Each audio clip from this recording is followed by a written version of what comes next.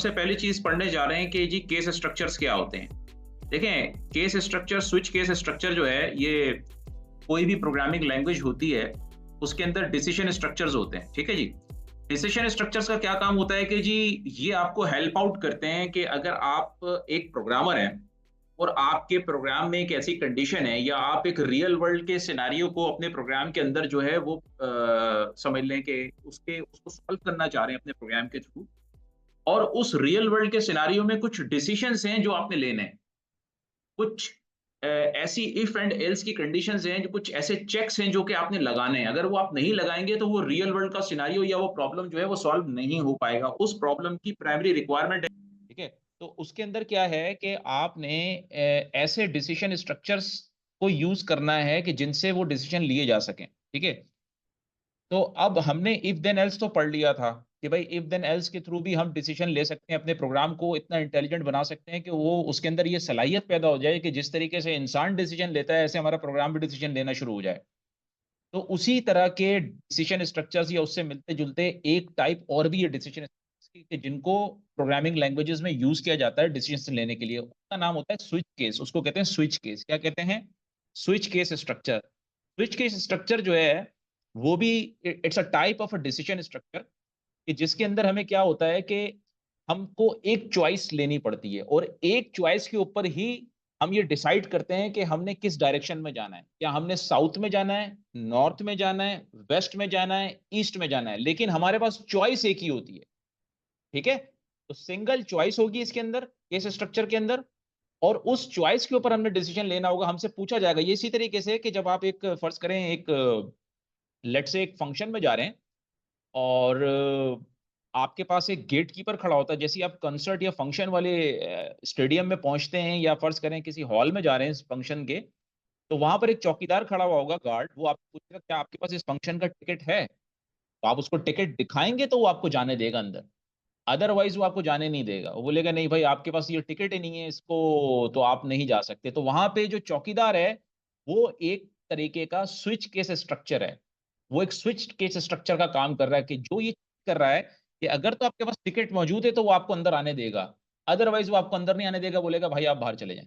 ठीक है? तो इसी टाइप का स्ट्रक्चर है जो कि हम टाइपस्क्रिप्ट के अंदर यूज़ करते हैं और दूसरी भी प्रोग्रामिंग लैंग्वेजेज़ के अंदर जावा है, सी प्लस प्लस है, सी शार्प है, उन सब के अंदर ये स्ट्रक्चर मौजूद है। ये आपको देखें मेरी स्क्रीन नज़र आ रही है ना? इस स्क्रीन पे देखिएगा, यहाँ पर आपको ये स्ट्रक्चर नज़र आएगा। मैं ज़रा इसको मिनिमाइज़ कर दूँ। अभी सबको मेरा ये कोड नज़र आ रहा है सही? बिल्कुल कोई मसला तो नहीं है? हमने क्या करना है कि ये हमारे पास स्विच केस स्ट्रक्चर होता है। स्विच केस स्ट्रक्चर में हम सबसे पहले क्या लेते हैं, अगर हमें स्विच केस का स्ट्रक्चर लगाना होगा, तो पहले हम क्या करेंगे, मैं दोबारा से आपको बताता हूँ।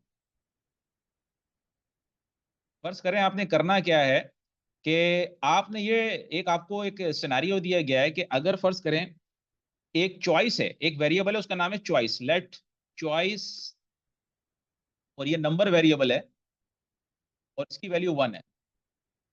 1 टू 5 हो सकती है, इसकी वैल्यू 1 टू 5 हो सकती है। ये एक चॉइस एक वेरिएबल है, इसकी वैल्यू हमने पॉसिबल वैल्यूज़ 1 टू 5 हो सकती है।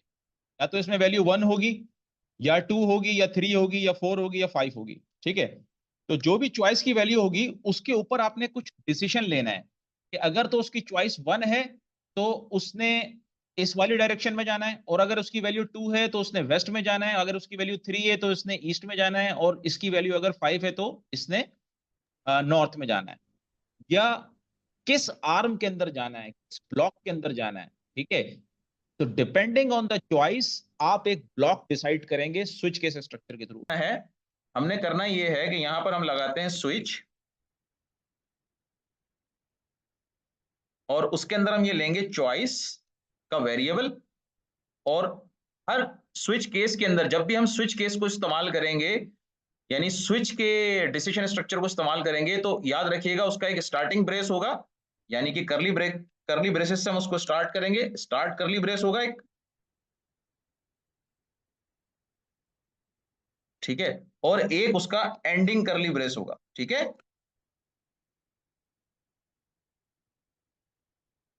अच्छा, ये तो आप लोगों को पता है कि डबल कोट से, डबल फॉरवर्ड स्लैश से हम क्या करते हैं, कमेंट्स देते हैं, ठीक है।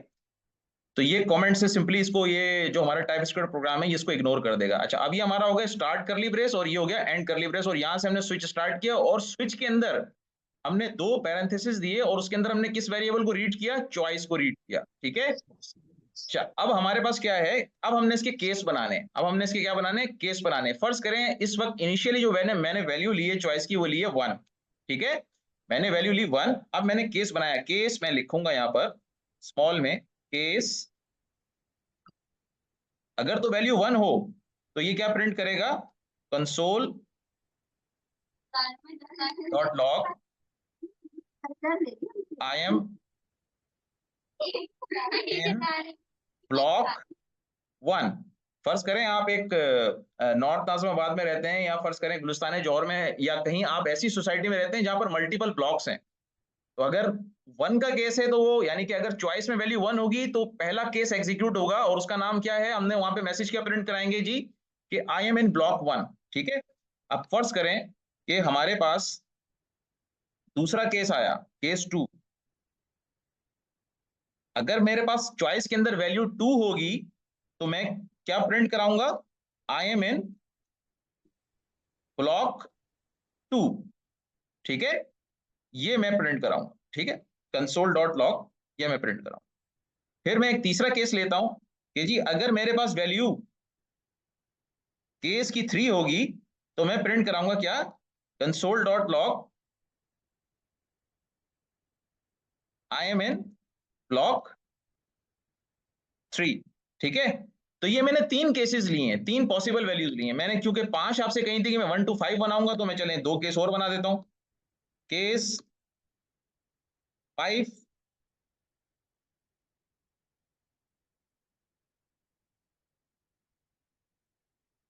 यहां पे मैंने बनाया कंसोल डॉट लॉग और आई एम इन ब्लॉक 4। ठीक है, ये मैंने बनाया और इसको मैंने केस को 4 कर दिया। ठीक है, फिर मैं एक और केस बनाता हूं,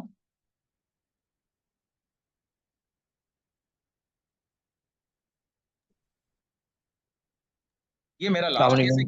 मैंने 1 से लेके 5 तक डिसाइड किया था, कंसोल डॉट लॉग और आई एम इन ब्लॉक 5। ठीक है, अच्छा अब सपोज करें कि मेरे पास वैल्यू क्या है, 1 है, तो क्या होना चाहिए, केस 1 एग्जीक्यूट होना चाहिए। यानी कि सबसे पहले क्या होगा, जैसे ही मेरे पास वैल्यू 1 आएगी, 1 का मतलब क्या हुआ, चॉइस के अंदर मैं वैल्यू क्या साइन कर रहा हूं, 1। अब यहाँ पे स्विच का सबसे पहले स्टेटमेंट एग्जीक्यूट होगा, यानी प्रोग्राम का कंट्रोल स्विच स्टेटमेंट पे आएगा। जैसे ही स्विच स्टेटमेंट पे आएगा, सबसे पहले स्विच इसको बोलेगा चॉइस को कि भाई आपके अंदर वैल्यू क्या है। तो स्विच के अंदर जब वो चॉइस के अंदर वैल्यू रीड करेगा 1 है, तो स्विच इसको बोलेगा कि भाई आपके अंदर क्योंकि वैल्यू 1 है तो इसके केस 1 पे स्विच हो जाओ। अगर वो बोलेगा, चॉइस बोलेगा नहीं भाई मेरे अंदर तो वैल्यू 2 है, तो स्विच उसको बोलेगा फिर आप स्विच केस 2 पे स्विच हो जाओ। फिर अगर चॉइस बोलेगा नहीं भाई मेरे पास तो वैल्यू 3 है, तो स्विच उसको बोलेगा फिर आप केस 3 पे स्विच हो जाओ। अगर यहाँ पर चॉइस बोलेगा कि भाई मेरे पास तो वैल्यू 4 है, तो स्विच उसको बोलेगा कि भाई आप फिर केस 4 पे स्विच हो जाओ। अगर यहाँ पर चॉइस बोलेगा मेरे पास वैल्यू 5 है, तो फिर स्विच उसको क्या कहेगा कि आप केस 5 पे स्विच हो जाओ। तो इस तरह से हम स्विचिंग करते हैं स्विच केस स्टेटमेंट के through. It's a type of decision structure.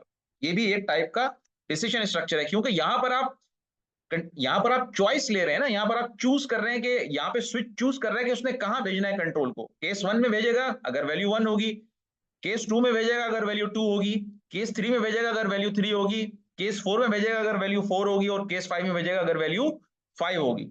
इसको आप इस तरह से समझ ले, जैसे मैंने अभी आपको समझाया था कि आपके पास अगर फर्ज करें 5 हॉल्स हैं, 5 हॉल्स हैं, एक जगह पे आप गए वहां पर 5 रूम्स हैं। ठीक है, और वहां पर जो है वो एक चौकीदार बैठा हुआ है जो जो कि आपको एंटर होने देगा रूम 1, रूम 2, रूम 3, रूम 4 और रूम 5 में, based on your ticket number. अगर आपके पास टिकट नंबर केस 1 का है तो आपको बोलेगा भाई आप रूम 1 में चले जाएं। अगर आपके पास जो है रूम 2 का जो है वो टिकट नंबर 2 है, तो वो बोलेगा भाई रूम 2 में चले जाएं, केस 2 में चले जाएं। अगर 3 है तो 3 में चले जाएं, 4 है तो 4 में चले जाएं, 5 है तो 5 में चले जाएं। तो ये बेसिकली स्विच केस स्टेटमेंट कहलाती है। सही है, इसको क्या कहते हैं हम, स्विच केस स्टेटमेंट। ये हर लैंग्वेज में मिलेगी आपको, switch case statement, it's a type of decision structure, ठीक है, which is used to take decisions, ठीक है, इसकी बेसिस पे आप डिसीजंस लेते हैं, ठीक है, कैसे लेते हैं वो मैंने आपको तरीकेकार बता दिया। अच्छा, अब आपके ख्याल में इसकी आउटपुट क्या आनी चाहिए? कोई बताएगा इसकी आउटपुट क्या आनी चाहिए? एनीवन, कोई भी? सर इसका आई एम इन ब्लॉक 1 आया। ब्लॉक 1 आएगा, very good very good very good. तो हम इसको जरा एग्जीक्यूट करके देखते हैं इसकी आउटपुट क्या आती है। वैसे तो थ्योरेटिकली आपकी बात बिल्कुल सही है, जिसने भी रिस्पॉन्स दिया है, कि इसका आंसर तो वैसे यही आना चाहिए, उसूलन लॉजिकली यही लग रहा है, और सर थ्योरी भी यही बता रहे हैं कि भाई ये तो ब्लॉक 1 आना चाहिए इसका आंसर, क्योंकि चॉइस में वैल्यू ही 1 पड़ी हुई है, ठीक है। तो मैं इस प्रोग्राम को सबसे पहले कंपाइल करता हूँ, tsc index.ts, ये आपको पता है कंपाइलर की कमांड है, और वो चलाएंगे, कंपाइल हो गया प्रोग्राम। सारी क्लास सब केस रिपीट होंगे इसमें सर, क्योंकि ब्रेक नहीं लगा हुआ है।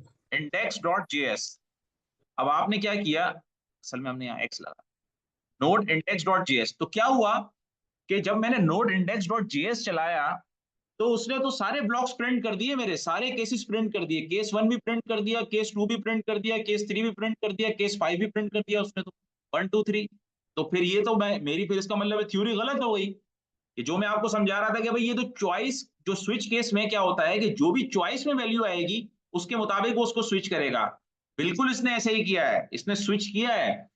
लेकिन इसकी एक और कंडीशन ये होती है कि आपने हर केस के अंदर एक ब्रेक स्टेटमेंट लगानी है, यानी कि जब आपका काम यहां खत्म हो गया कि अब आपने स्विच कर दिया अगर, तो यहां स्विच होने के बाद इसको ब्रेक लगाना है आपने, ठीक है। अगर आप ब्रेक नहीं लगाएंगे तो वो नीचे सारे केसेस को प्रिंट कर देगा, ठीक है। तो ये काम करना है लाजमी, तो इसका मतलब है कि मैं हर केस स्टेटमेंट में, हर केस ब्लॉक के अंदर एक ब्रेक स्टेटमेंट भी लगाऊंगा। जब केस स्टेटमेंट मेरी एंड होगी, यानी केस 3 मेरा एंड हो रहा है तो उसके बिल्कुल एंड में मैं ब्रेक लगाऊंगा। अगर केस 4 मेरा यहाँ एंड हो रहा है तो उसके मैं बिल्कुल एंड में ब्रेक लगा दूंगा, क्या लगा दूंगा, ब्रेक लगा दूंगा। अगर मेरा केस 5 एग्जीक्यूट हो रहा है तो केस 5 के एंड में मैं एक ब्रेक लाजमी लगाऊंगा, क्या लगाऊंगा, एक ब्रेक लाजमी लगाऊंगा, ठीक है। तो अब हम देखते हैं कि क्या चीज प्रिंट होती है। इस प्रोग्राम को दोबारा चलाते हैं, दोबारा चलाते हैं।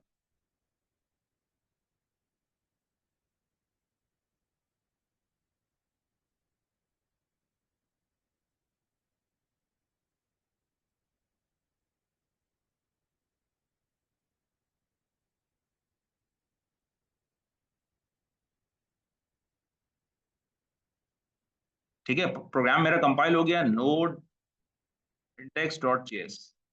अब मेरा सिर्फ ब्लॉक 1 एग्जीक्यूट हुआ, अब मुझे वो डिजायर्ड आउटपुट मिल गई जो मैं ये चाह रहा था कि यही आनी चाहिए, जो हमने थ्योरी डिफाइन की थी, अब वो हमारी थ्योरी प्रूव हो रही है। इसका मतलब ये हुआ कि आप अपने पास नोटबुक में ये नोट लिख लें कि जब भी आप स्विच केस का स्टेटमेंट इस्तेमाल करेंगे, जब भी आप स्विच केस का स्ट्रक्चर यूज करेंगे, तो उसके अंदर हर केस को एग्जीक्यूट करने के बाद जब उस केस में सारा ब्लॉक एग्जीक्यूट हो जाएगा तो उसके आखिर में आपने ब्रेक स्टेटमेंट लाजमी इस्तेमाल करनी है। ब्रेक क्या करती है कि जो भी कंट्रोल होता है, जो भी ब्लॉक होता है, कंट्रोल नहीं, इसको ब्लॉक कहेंगे तो ज्यादा अच्छा होगा। देखें, ये हमारे पास जो केस का ब्लॉक है ये कहां से स्टार्ट हुआ है, केस का मेरा पास ब्लॉक स्टार्ट हुआ यहां से, ये है इसका स्टार्ट, यहां से ब्लॉक स्टार्ट हुआ और ये कहां तक गया है, लाइन नंबर, आखिरी जो करली ब्रेस है लाइन नंबर 29 तक, ये है मेरे पास किसका ब्लॉक, केस का ब्लॉक, स्विच का ब्लॉक, ठीक है। ये किसका ब्लॉक है, स्विच का ब्लॉक।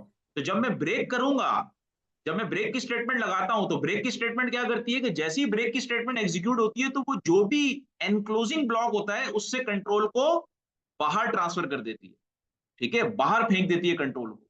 ये याद रखें जो मैं बता रहा हूं, जब भी आप ब्रेक की स्टेटमेंट इस्तेमाल करेंगे किसी भी ब्लॉक में, कोई भी ब्लॉक हो, चाहे वो स्विच केस का ब्लॉक हो, चाहे वो इफ का ब्लॉक हो, चाहे वो लूप का ब्लॉक हो, अभी हम पढ़ेंगे लूप के ब्लॉक को भी, कोई भी ब्लॉक हो, जब आप उसमें ब्रेक की स्टेटमेंट इस्तेमाल करेंगे तो वो ब्रेक की स्टेटमेंट आपके प्रोग्राम के फ्लो को, आपके प्रोग्राम के कंट्रोल को उस ब्लॉक में से बाहर निकाल देगी, ट्रांसफर कर देगी दूसरी जगह, ठीक है।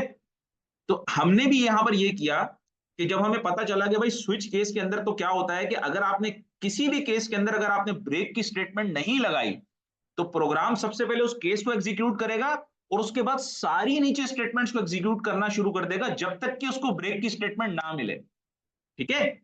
तो ये चीज याद रखिएगा। अगर ये चीज समझ में आ गई है तो फिर हम आगे चलें, कुछ और चीजें भी बताऊं आप लोगों को।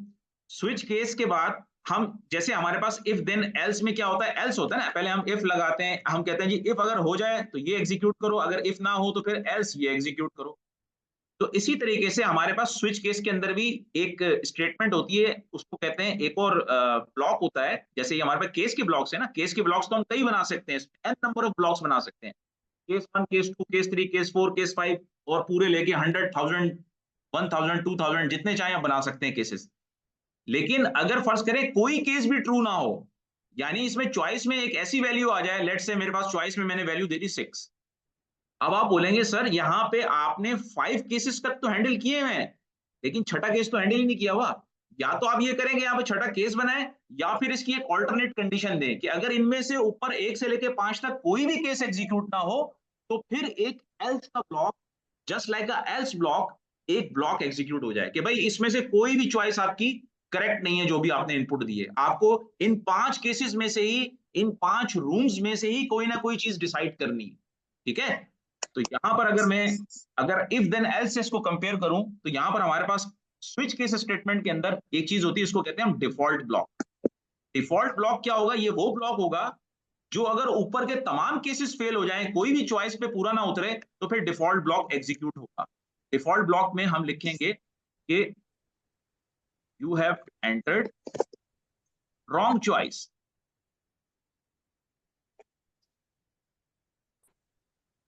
ठीक है, so I am in default block. अब चूंकि डिफॉल्ट ब्लॉक सबसे आखिरी स्टेटमेंट होती है स्विच केस के स्टेटमेंट की, स्विच केस के स्ट्रक्चर की सबसे लास्ट स्टेटमेंट जो होगी ना, हमेशा याद रखिएगा वो डिफॉल्ट ब्लॉक होगी। आप डिफॉल्ट ब्लॉक को ऊपर नहीं लगा सकते स्विच केस के अंदर, ये इसका एक स्ट्रक्चर है।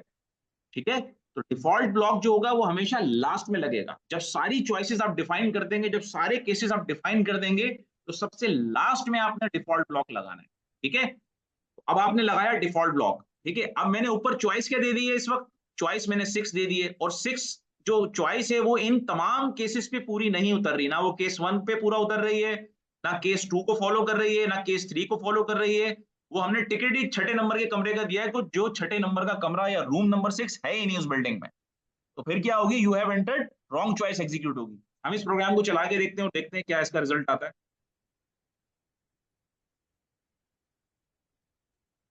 अच्छा, वो नीचे मैंने असल में इफ देन एल्स का स्ट्रक्चर यूज किया है ना, उसको मैं जरा कमेंट,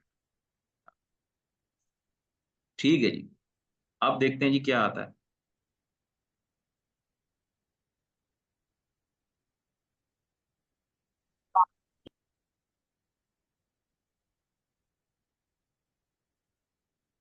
ठीक है, प्रोग्राम कंपाइल हो गया, हमने क्लियर किया नोड index.js। जी जनाब, अब हमारे पास क्या हुआ कि कोई भी चॉइस हमारी कंपेयर नहीं हुई, जो भी हमने चॉइस में वैल्यू दी थी 6, वो किसी भी केस के ऊपर पूरा नहीं उतरी, कोई भी केस मैच नहीं हुआ। जब कोई भी केस मैच नहीं हुआ, तो फिर क्या हुआ कि डिफॉल्ट केस, यानी कि एल्स का ब्लॉक या डिफॉल्ट ब्लॉक, वो एग्जीक्यूट हुआ। ठीक है, और हमारे पास क्या आंसर आया, you have entered a wrong choice, so I am in a default block. ठीक है, तो ये है केस, स्विच केस का स्ट्रक्चर। अब इसको आप यूज कैसे कर सकते हैं, सवाल मेरा ये है, सिनेरियोस क्या होंगे इसको यूज करने के। एक सिनेरियो तो इसमें ये होगा कि अगर आपने जैसे ये केस 1, केस 2, केस 3, केस 4 बनाया है ना, ये समझ लें जस्ट लाइक अ मेन्यू है। मेन्यू 1, अगर आपने डील 1 लेनी है, डील 1, डील 2, डील 3, ऐसे ही होता है ना, रेस्टोरेंट्स पे जाते हैं तो इसी तरह के मेन्यूज बने होते हैं ना। मेन्यू 1 है सर, ये हमारा, ये मिडनाइट डील है, ये हमारे पास ये डे की डील है, ये मॉर्निंग की डील है, ये हमारे पास मेन्यू 1 है हमारा, ये चाइनीज का है मेन्यू, ये जो है ये हमारे पास कॉन्टिनेंटल डिशेस का है, ये यूरोपियन डिशेस का है, ये मेडिटेरियन डिशेस का है। तो ये इसी तरह के क्विजीन्स मेन्यूज बने होते हैं ना। तो ये आप अपने माइंड में ये देखें कि इस तरह के जो स्ट्रक्चर होंगे, इस तरह के जब भी अपने प्रोग्राम में आपने कोडिंग इस तरह के मेन्यूज की करनी होगी, इस तरह के मल्टीपल, यानी कि सिंगल चॉइस पे आपने, आपके पास मल्टीपल ऑप्शंस होंगे, तो फिर आप क्या यूज करेंगे, स्विच केस का स्ट्रक्चर यूज। ठीक है, अच्छा, अब एक और इसमें चीज होती है, वो ये कि क्या स्विच केस के स्ट्रक्चर में हम खाली क्या न्यूमेरिक या नंबर को ही चॉइस ले सकते हैं? नहीं, हम इसमें स्ट्रिंग भी ले सकते हैं। फॉर एग्जाम्पल, अब मैं एक चीज बनाता हूं, लेट्स से आप एक आप एक सपोज करें कि आप एक यूनिवर्सिटी के अंदर हैं, उनके आप आईटी प्रोग्रामर हैं, आप उनके बेसिकली डेवलपर हैं, सॉफ्टवेयर डेवलपर हैं, यूनिवर्सिटी में, बड़ी यूनिवर्सिटी है, और उसने आपसे ये कहा है कि जी आप हमारा एक ग्रेडिंग सिस्टम डिजाइन करें कि हमारे यहाँ जो स्टूडेंट्स स्कोर करते हैं, फर्स्ट करें एक स्टूडेंट है, उसका अगर A+ आता है ग्रेड, तो वहां पे उसकी परसेंटेज ये प्रिंट होनी चाहिए कि आपकी परसेंटेज 90 और अबव है, 90 या उससे अबव है, और मैसेज आना चाहिए कि आपका ग्रेड A+ है। और अगर फर्ज करें आपका ग्रेड, आपकी परसेंटेज 90 से बिलो है, तो फिर आपका जो ग्रेड है वो A होना चाहिए और आपकी परसेंटेज 80 और 90 के बिटवीन प्रिंट होनी चाहिए। अगर सपोज करें आपका ग्रेड B है, तो फिर आपकी परसेंटेज 70 और 80 के बिटवीन प्रिंट होनी चाहिए और आपका ग्रेड प्रिंट होना चाहिए कि आपका ग्रेड B है। तो इस तरह की जब भी आपको सिनेरियो दिया जाएगा, इस तरह की सिचुएशन दी जाएगी कि जहां पे रेंजेस को कंपेयर कर रहे हो, जहां पर आपके पास सिंगल चॉइस पे आपके पास मल्टीपल ऑप्शन हो और आपने सिंगल चॉइस लेनी हो, तो वहां पर आप स्विच केस का स्ट्रक्चर यूज करेंगे। जैसे फॉर एग्जांपल आप ये भी कर सकते हैं, अब इसी प्रोग्राम को मैं कन्वर्ट करूंगा, देखें ये चॉइस है ना, अब मैं चॉइस को ले लेता हूं कि ये स्ट्रिंग है। चॉइस को मैंने क्या ले लिया, स्ट्रिंग है, इसमें वैल्यू मैंने रख ली A+, ठीक है, क्या रख ली वैल्यू मैंने A+। अब यहां पे केस जो बनाऊंगा, देखें अब क्या हुआ, अब चॉइस में मेरे पास वैल्यू है स्ट्रिंग, लेकिन जो मैं केस में कांस्टेंट कंपेयर कर रहा हूं वो है न्यूमेरिक, यानी कि वो नंबर है, तो ये मुझे कंपेयर नहीं करने देगा। इसका मतलब ये हुआ कि जो मेरी चॉइस की डेटा टाइप होगी, ये याद रखें, बड़ा इंपॉर्टेंट पॉइंट है, कहीं पे नोटबुक में लिख लें अगर लिखना है तो, जो भी मेरी चॉइस की डेटा टाइप होगी, जैसे कि यहां पर है स्ट्रिंग, तो वही मेरी केस कांस्टेंट की भी डेटा टाइप होनी चाहिए, यानी कि केस वेरिएबल की भी वही डेटा टाइप होनी चाहिए। ऐसा नहीं हो सकता कि आपने चॉइस तो स्ट्रिंग ले ली, यहां पे भी स्विच में चॉइस स्ट्रिंग ले ली, लेकिन यहां पर केस न्यूमेरिक लगा दिया, नहीं, ये नहीं होगा, सेम डेटा टाइप्स होनी चाहिए दोनों की। तो यहां पर मैं क्या करूंगा, यहां पे लिखूंगा A+, तो देखिए यहां से एरर खत्म हो जाएगा, और यहां पे लिखूंगा console.log your grade is, marks आपके आए हैं, यहां पे लिख देते हैं मार्क्स आपके आए हैं ग्रेटर देन और equal to 90, so your grade is A+, ठीक है, ये हम लिख देते हैं ब्रेक। अच्छा, अब अगर फर्ज करें आपका ग्रेड क्या है, A है, तो यहां पे लिख देते हैं हम कि भाई आपके मार्क्स जो आए हैं, मैं जल्दी जल्दी बनाता हूं,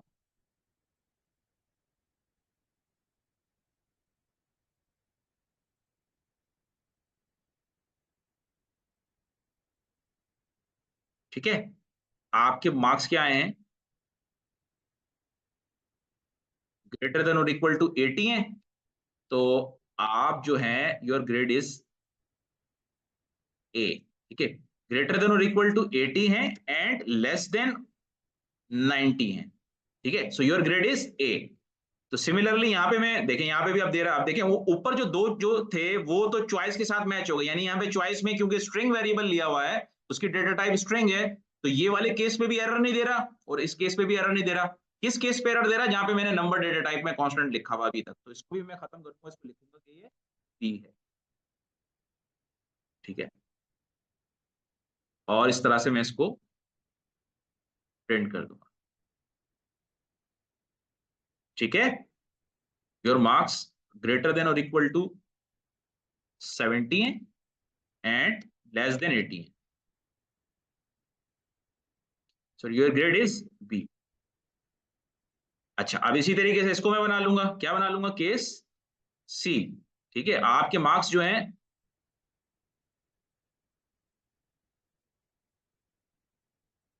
ठीक है, ये मैंने बना लिया, ठीक है, योर ग्रेड्स, योर मार्क्स कितने हैं आपके, ग्रेटर देन और इक्वल टू 60 है एंड लेस देन 70 है, तो आपका ग्रेड है C। अब मैं इसको जरा शॉर्ट कर रहा हूं ताकि आपको जल्दी से मैं बता सकूं, और ग्रेड में यहाँ पर हम आ जाएंगे क्या कि डिफॉल्ट हम लगाना है हमने, क्यों, क्योंकि अगर कोई भी केस मैच नहीं होता तो फिर डिफॉल्ट मैच हो जाएगा, ठीक है। तो अभी मैंने जो लिया है ये बताएं, वो क्या लिया हुआ है, चॉइस में मैंने A+ लिया हुआ है, इसका मतलब ये है कि जब मैं इस प्रोग्राम को एग्जीक्यूट करूंगा तो क्या रिस्पॉन्स आना चाहिए मेरे पास? यहाँ पे मैं लेता हूँ TSC इंडेक्स डॉट TS, सही है, प्रोग्राम कंपाइल हो गया, नोड इंडेक्स डॉट JS, क्या आएगा? Marks greater than 90, your grade is A+, ये मेरे पास रिस्पॉन्स आया। क्यों आया ये रिस्पॉन्स? क्यों आया ये रिस्पॉन्स? क्योंकि मैंने चॉइस जो ली हुई है वो क्या ली हुई है? A+, ठीक है, मैंने क्या चॉइस ली हुई है? A+, तो इसलिए मेरे पास क्या रिस्पॉन्स आया कि भाई क्योंकि केस ने मैच किया, स्विच के पास, चॉइस के पास क्या आया? A+, स्विच ने देखा जी A+ का केस है मेरे पास, हाँ जी कि A+ का केस मौजूद है, तो उसने मेरा कंट्रोल प्रोग्राम का कहां शिफ्ट कर दिया? A+ के ऊपर, मेरे पास ये मैसेज हुआ और उसके बाद क्या हो गया? ब्रेक हो गया, ठीक है। तो ये हमने स्विच केस को देखा। 3-4 बहुत इंपॉर्टेंट सी बातें स्विच केस की, सिर्फ उनको थ्योरेटिकली देख लेते हैं कि भाई वो क्या कंडीशंस हैं, मैं आपको बता देता हूं, आपको अभी समझ में आ जाएंगे, कोई ऐसी घबराने वाली बात नहीं है, ठीक है।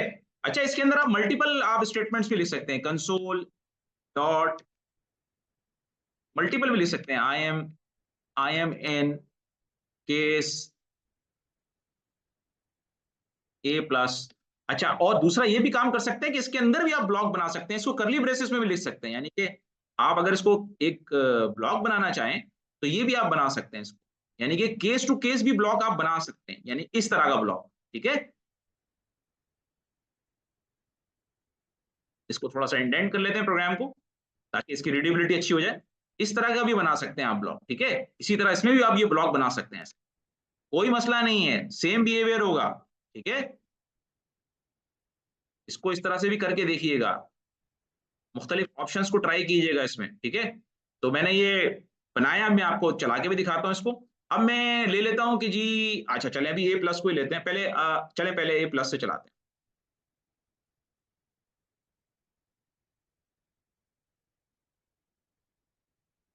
ठीक है, प्रोग्राम कंपाइल हो गया, चलाएं, देखें 2 स्टेटमेंट्स प्रिंट हुई हैं, क्योंकि मैंने A+ का स्विच केस लगाया हुआ है, चॉइस में मैंने A+ लिया हुआ है, तो A+ एग्जीक्यूट हुआ, और इस तरीके से मेरे पास क्या आया कि ये 2 लाइनें प्रिंट हुई। जैसे A+ के केस में आया तो पहला पहला मैसेज प्रिंट हुआ, फिर सेकंड मैसेज प्रिंट हुआ, और उसके बाद फिर प्रोग्राम ब्रेक हो गया, ठीक है।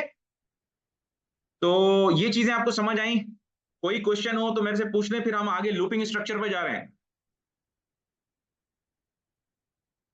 कोई चीज ऐसी है जो नहीं समझ में आई तो आप मुझे बता दें, मैं अभी समझा देता हूं आपको, और फिर मैं नेक्स्ट फिर लूपिंग स्ट्रक्चर पे मूव कर रहा हूं, ठीक है। अगर किसी को कोई सवाल है तो पूछ सकते हाँ, तो हैं या आप इनका हैंड रेज है, ताहिर का जरा इनको कीजिएगा, अनम्यूट कीजिएगा, ताहिर को अनम्यूट कीजिएगा, वैसे तकरीबन को कवर है।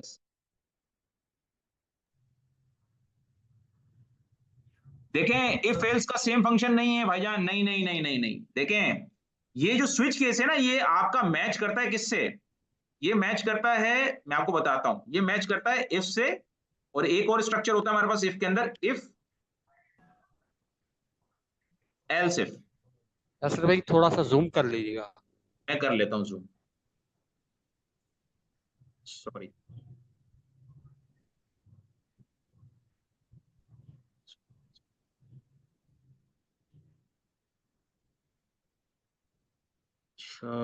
एक सेकंड रुकिएगा,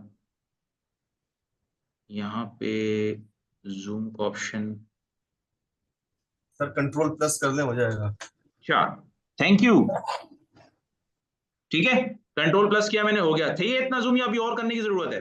ठीक है, तो हमारे पास क्या है भाईजान कि आप सिंपल प्लेन इफ जो है ना वो इक्वल नहीं है स्विच केस के, लेकिन कौन सा इफ इक्वल है, कौन सा है इफ, वो वाला इफ एल्स इक्वल है, जो कि इफ उसके बाद क्या लगाते हैं हम? एल्स इफ, एक और कंडीशन लगाते हैं, फिर हम लगाते हैं एल्स इफ, फिर एक और कंडीशन लगाते हैं, लेडर जिसको कहते हैं लेडर ऑफ एल्स इफ, फिर हम एल्स इफ लगाते हैं, ऐसे लगाते हैं ना, ये स्ट्रक्चर हमने पढ़ा है ना, और फिर एंड में उसके हम एल्स लगाते हैं, यानी डिफॉल्ट ब्लॉक। ठीक है, ये जो स्ट्रक्चर है ना इफ एल्स इफ का, ये है इक्वल टू स्विच केस, लेकिन अगर आप सिंपल इफ एल्स की बात कर रहे हैं तो वो इक्वल नहीं है स्विच केस के। अगर मैं बोलूं कि जी ये सिंपल जो एल्स इफ है, इफ लगाया मैंने और उसके बाद मैंने लिख दिया जी एल्स, ये नहीं, ये इक्वल नहीं है स्विच केस के, ये चीज इक्वल नहीं है स्विच केस के। फिर बता रहा हूं, जो पहले मैंने बताई ये चीज, हाँ इफ एल्स इफ, ये है इक्वल स्विच केस के, ये इक्वल है स्विच केस के, ये बिल्कुल सही है। अगर ये बात कर रहे हैं आप तो ये इक्वल है स्विच केस के। आप ये भी यूज कर सकते हैं, ये स्ट्रक्चर भी यूज कर सकते हैं और स्विच केस को भी यूज कर सकते हैं, मर्जी है आपकी। ठीक है, तो ये चीज है जो कि हमने स्विच केस में कवर की। जी ताहिर बोलिएगा। सर जी जी बोलिए। सर बस बाकी सारी चीजें बहुत अच्छी आपने समझाई, समझ में आ गई। सिर्फ बस एक चीज की क्लियर करनी थी, जैसे ए प्लस आपने लिखा है, अगर मुझे केस 3 भी करना होगा तो यहाँ पे केस 3 की वैल्यू पुट करूंगा तो उसने केस 3 को प्रिंट करा देना, बस यही बात क्लियर करनी थी। बिल्कुल यही बात की, यही बात की। अब फर्ज करें मैंने बी बी ले लिया, लेट्स से मैं आपकी आपकी जो सिचुएशन है वो डिफाइन कर रहा हूँ, केस बी डिफाइन कर, ठीक है। जी सर। अब मैं इसको एग्जीक्यूट करता हूँ प्रोग्राम को।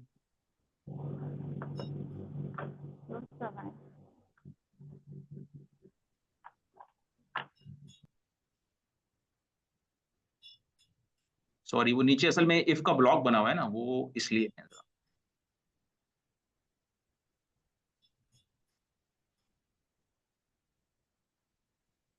ठीक है,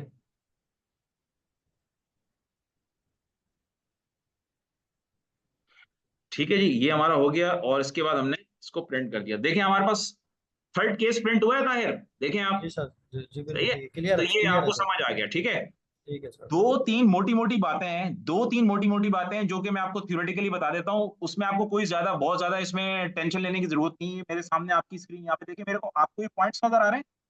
जी सर। सही है, अब इसमें दो तीन ये बस ये मोटी मोटी सी चीजें, सिर्फ इसको पढ़ लें, आपका स्विच केस का स्टेटमेंट कंप्लीट हो गया। यही चीजों का ख्याल रखना हो तो जब भी हम स्विच केस को, एक तो ये होता है कि भाई केस की वैल्यू यूनिक होनी चाहिए, बिल्कुल सही है। इसका मतलब यासर क्या भाई एक हुआ? सवाल है। जी जी बोले।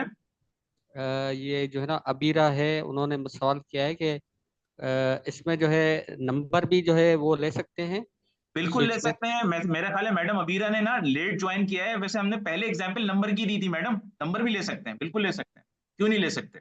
ठीक है, चलिए। तो हमारे पास केस की वैल्यूज जो है वो क्या होनी चाहिए, वो यूनिक होनी चाहिए, पहली चीज। अभी इसको प्रूफ कर देते हैं, अभी प्रूफ कर देते हैं। इसका मतलब ये हुआ, यूनिक का मतलब तो ये हुआ कि भाई हर केस की एक ही वैल्यू होनी चाहिए। फर्ज करें मैं अगर यहाँ पे लिखता हूं एक और, इस प्लस को हटा देता हूं यहां से, केस ए, केस ए, तो अब क्या होगा मेरे पास, तो ये क्या होगा मेरे पास, ये बताएं। दो को प्रिंट चलो, करा देगा सर, दो। हाँ, देखते हैं, ये भी करके देखते हैं।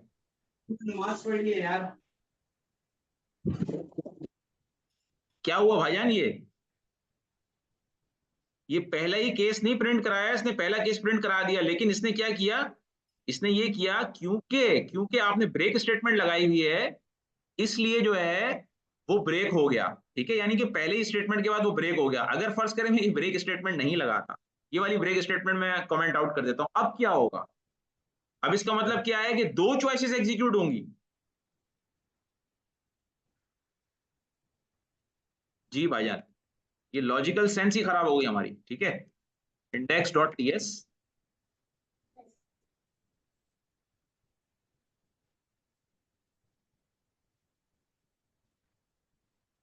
अच्छा इसको मैं कुछ इस तरह से बनाता हूं, एक सेकंड रुकिएगा। नहीं बात प्रिंट तो हो वही, जाएंगे इसमें तो। एक मिनट रुकिएगा। इंडेक्स डॉट जेएस, अब क्या हुआ मेरे पास कि मेरे पास ये दोनों केसेस एग्जीक्यूट हो गए। ठीक है, दोनों केसेस एग्जीक्यूट हो गए, पहला वाला केस भी हो गया, दूसरा वाला, क्योंकि इन दोनों से मैच कर गई वैल्यू। ठीक है, मैच तो वैसे उसने इससे ही किया, लेकिन दूसरे केस में क्योंकि ब्रेक नहीं लगा हुआ था, इसलिए वो इस यहां पर भी कंट्रोल आ गया। ठीक है, कहने का मकसद ये है कि आप लॉजिकली सोचें तो चॉइस जो है ना आपके पास यूनिक होनी चाहिए, यानी एक होनी चाहिए। ये लॉजिकल की बात है, सेंटेक्चुअली ये चीज करेक्ट होगी, सेंटेक्चुअली वो आपको नहीं रोकेगा, लेकिन लॉजिकली सोचें कि चॉइस आपके पास एक होनी चाहिए, क्योंकि जिस तरह का डिसीजन आप प्रोग्राम में लेने जा रहे हैं तो वो एक सिंगल डिसीजन होगा। मल्टीपल केसेस को अगर आपने फर्ज करें, आपने बोला भाई केस ए ये भी ये प्रिंट करे और केस ए भी, तो भाई फिर इसको आप इसी ब्लॉक में ले आए ना, एक ही ब्लॉक में ले आए ना, इसको आपने फिर यहाँ क्यों रखा हुआ, यानी कि फिर मैं इस वाली स्टेटमेंट को भी यहां से कट करूं और यहां ले आऊं। ठीक है, समझ आ रही है बात। तो सर ये सेंस नहीं बनता लॉजिकली, तो इसलिए हम ये कहते हैं कि भाई आप केस जब भी स्टेटमेंट यूज करें वहां पर आप जो वैल्यू रखें ना उसकी वो यूनिक रखें, एक केस की एक वैल्यू रखें। तो इसको फिर आप ए प्लस कर दें दोबारा। ठीक है, और इसको आप ब्रेक लगा दें। अच्छा, फिर क्या कहता है जनाब, फिर ये कहता है कि Each case statement has a break statement at the end of the code. Otherwise the break statement is optional तो है, लेकिन अगर आपने break statement नहीं लगाई, फर्ज करें, तो वो एक केस के बाद जो दूसरा केस है जब तक के ब्रेक नहीं होगा वो उसको भी एग्जीक्यूट कर देगा। जैसे कि उसने यहाँ बताया, the break should be written at the end of the block to come out from the switch statement after executing a case block. ठीक है, if we do not write the break, the execution continues with the matching values to the subsequent case blocks.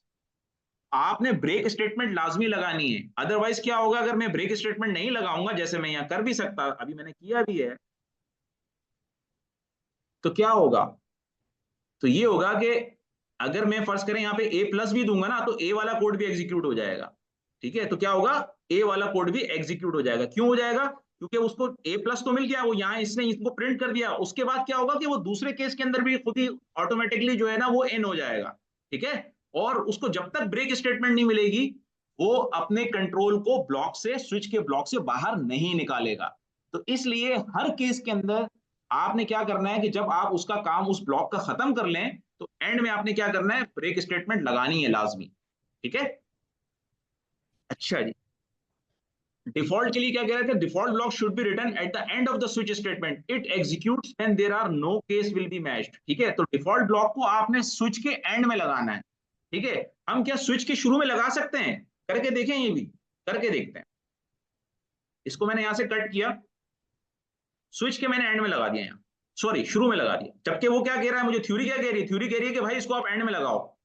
क्यों, क्योंकि default block का काम क्या होता है भाई, डिफॉल्ट ब्लॉक का काम ये होता है कि ये अगर कोई भी केस मैच ना हो तो फिर डिफॉल्ट ब्लॉक एग्जीक्यूट हो। ठीक है, लेकिन अगर मैंने इसको स्टार्ट में लगा दिया तो क्या होगा, कोई बता सकता है क्या होगा,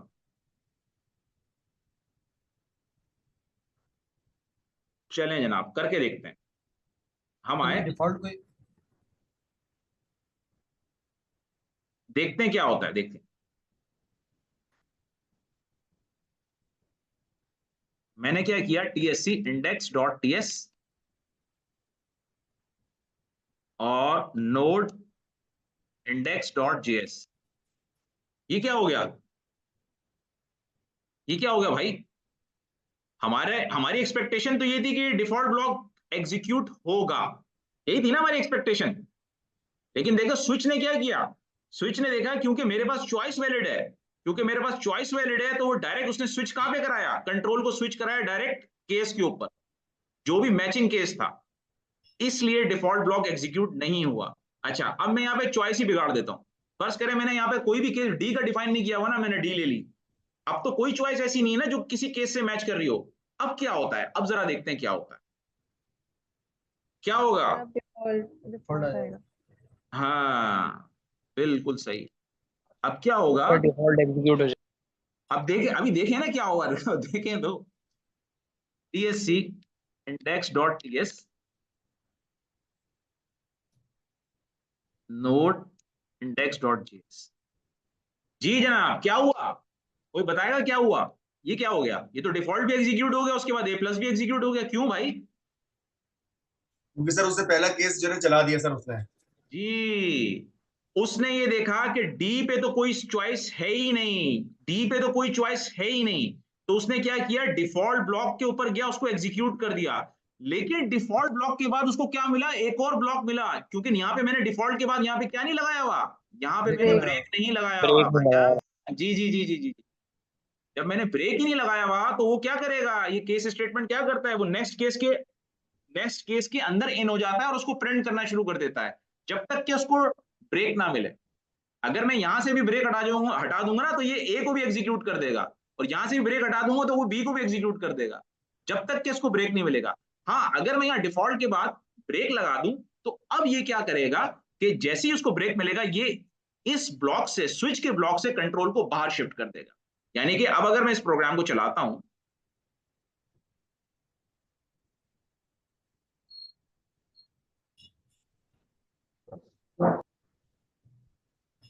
node index.js, अब ये प्रोग्राम मेरा सही हुआ। लेकिन इसमें क्या एक मसला है, इसमें मुझे एक ब्रेक की स्टेटमेंट ज्यादा लिखनी पड़ी है। क्यों लिखनी पड़ी ज्यादा, कोई बताएगा क्यों लिखनी पड़ी ज्यादा? क्योंकि हमने डिफॉल्ट पहले दे दिया सर। जी डिफॉल्ट हमने पहले दे दिया भाई, अगर आप प्रोग्राम के ऑप्टिमाइजेशन पॉइंट ऑफ व्यू से सोचें, प्रोग्राम की परफॉर्मेंस के पॉइंट ऑफ व्यू से सोचें, तो भाई आप एक ब्रेक स्टेटमेंट बचा सकते थे, लेकिन चूंकि आपने यहाँ पे लर्निंग कर रहे हैं, समझ रहे हैं इस चीज को, तो आपने क्या किया कि उसको स्टार्ट में लगा दिया। इसलिए कहते हैं कि डिफॉल्ट को क्या करें, डिफॉल्ट का मतलब है कि अगर कोई भी केस मैच ना हो तो सबसे एंड में लगाएं, यहाँ पे प्रोग्राम आपका ऑप्टिमाइज हो जाएगा, यानी यहाँ पर आपके नंबर ऑफ ब्रेक स्टेटमेंट्स कम हो जाएंगे। जब आप ब्रेक करेंगे ना, तो ब्रेक एक अच्छा खासा सीपीयू का टाइम लेता है, सीपीयू को कंज्यूम करता है ब्रेक, ठीक है, क्योंकि प्रोग्राम के कंट्रोल को, एक रनिंग प्रोग्राम के कंट्रोल को उसने बाहर निकालना होता है ब्लॉक से, ठीक है। तो अब यहां पर इस केस के अंदर क्या होगा, देखें प्रोग्राम मेरा यहां पर भी एग्जीक्यूट होगा, लेकिन यहां पे प्रोग्राम मेरा ऑप्टिमाइज होगा, यहां पर मुझे एक और ब्रेक स्टेटमेंट यूज नहीं करनी पड़ेगी, क्योंकि मेरा डिफॉल्ट का स्टेटमेंट है ही सबसे लास्ट स्टेटमेंट। अब अगर मैं इस प्रोग्राम को चलाता हूं तो देखें क्या होगा,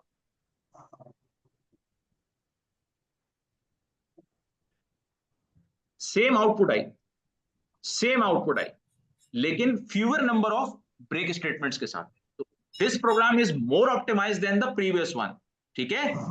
तो इस पॉइंट ऑफ व्यू से सोचें तो हमें डिफॉल्ट स्टेटमेंट सबसे लास्ट में लगानी चाहिए, सबसे लास्ट हमारी चॉइस होनी चाहिए कि अगर कोई भी केस एग्जीक्यूट ना हो तो फिर डिफॉल्ट एग्जीक्यूट हो जाए, ठीक है। अब अगर यहाँ पर ये स्टेटमेंट क्लियर हो गई है, आपको पता चल गया है कि ये केस स्टेटमेंट और स्विच केस स्टेटमेंट भी एक तरीके का डिसीजन स्ट्रक्चर है, जिसको उस वक्त यूज करते हैं कि जब आपके पास आपको मेन्यू बेस्ड एप्लीकेशन बनानी हो, ऐसी एप्लीकेशन जहां पर आपके पास मल्टीपल ऑप्शंस हैं लेकिन उसमें से चॉइस आपने एक ही लेनी, ठीक है। अगर आपको कोई रेंजेस कंपेयर करनी हो, कुछ रेंजेस प्रिंट करानी हो, तो वहां पर भी आप इसको यूज करते हैं। अच्छा, अगर आप इफ देन एल्स में सोचें तो ये इफ एल्स इफ के इक्वल स्ट्रक्चर है, ठीक है, लेकिन इफ और एल्स के इक्वल नहीं है, इफ एल्स इफ के इक्वल है, ठीक है। तो यहां पर हमारा स्विच केस स्टेटमेंट खत्म होता है। अब हम आते हैं लूपिंग स्ट्रक्चर्स पे। अब हम लूप से स्टार्ट करने जा रहे हैं आइटरेटिव स्ट्रक्चर्स। सबसे पहले तो ये बताएं ये लूप्स क्या होते हैं और ये क्यों होते हैं और क्यों रखे गए हैं। ये हर प्रोग्रामिंग लैंग्वेज में, सी में, सी प्लस प्लस में, सी शार्प में, जावा स्क्रिप्ट में, टाइप स्क्रिप्ट में, नेक्स्ट जीएस के अंदर हमें हर जगह पे लूप्स नजर आते हैं। ऐसा क्यों होता है? मल्टीपल वैल्यू उसको हमने रन कराने के लिए लूप इस्तेमाल करते हैं। ऐसे टास्क, ऐसे काम जो हमें रिपीटेटिव करने हैं, रिपीटेशन के साथ करना है, सेम काम को बार बार रिपीट करना है, तो ऐसे कामों को करने के लिए लूप्स लगाए जाते हैं, ठीक है। जैसे अब अगर हम देखें तो हमारी हार्ट बीट चल रही है ना, तो आपको क्या लगता है, ह्यूमन बॉडी को देखें, आपकी हार्ट बीट चल रही है, तो हार्ट बीट क्या है, एक कंटिन्यूअसली एक ही फंक्शन परफॉर्म कर रही है, बीट कर रहा है हार्ट हमारा, तो एक लूपिंग स्ट्रक्चर चल रहा है हमारे हार्ट का भी। हमारी ब्रीथिंग साइकिल चल रहा है ना, हमारी सांसें चल रही है ना, तो ये अल्लाह ताला की तरफ से एक लूप इंसान का चल रहा है। और जैसे ही ब्रेक स्टेटमेंट आएगी इस ब्रीथिंग साइकिल के अंदर, तो हमारा लूप टर्मिनेट हो जाएगा और हमारा इंतकाल हो जाएगा और हम किसी एक नेक्स्ट वर्ल्ड के अंदर चले जाएंगे। ये अल्लाह ताला का लूपिंग साइकिल है, ठीक है। तो इंसान के अंदर भी आइटरेटिव स्ट्रक्चर मौजूद है, रिपीटेटिव स्ट्रक्चर मौजूद है, कुदरत ने, नेचर ने ये स्ट्रक्चर बनाया है।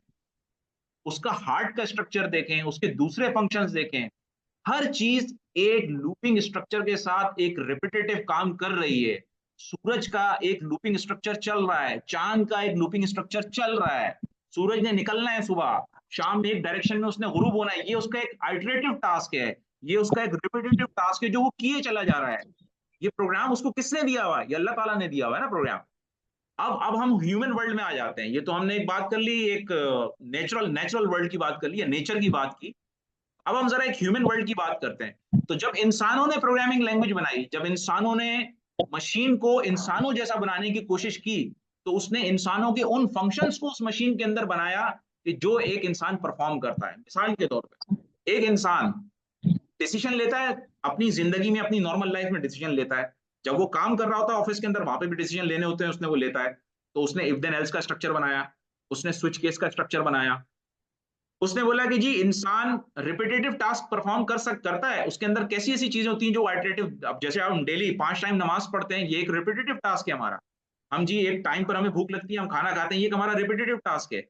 हमारी ब्रीथिंग साइकिल चल रहा है, हमारा हार्ट का साइकिल चल रहा है। इसके अलावा हम डेली कोई भी काम करते हैं, फर्ज करें हमारी, जब हम ऑफिस ज्वाइन करते हैं तो पहला काम क्या करते हैं, अपनी अटेंडेंस लगाते हैं जाकर वहां ऑफिस के अंदर। तो ये एक हमारा रिपीटेटिव काम है कि जो हम डेली करते हैं, रूटीन काम है।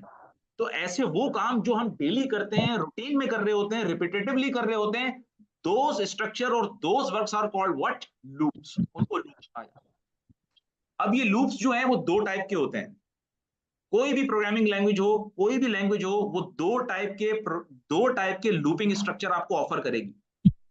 जो पहली टाइप होती है लूपिंग स्ट्रक्चर की, उसको कहा जाता है कि those type of looping structure are called what? Definite looping structure.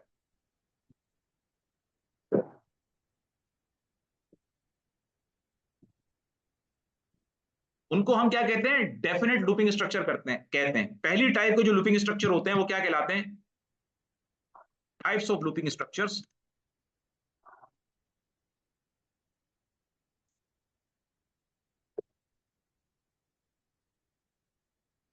ठीक है, डेफिनेट लूपिंग स्ट्रक्चर।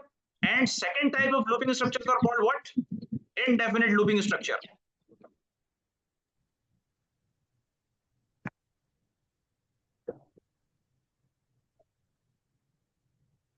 ठीक है, जो डेफिनेट लूपिंग स्ट्रक्चर है उनको हम कहते हैं for loops.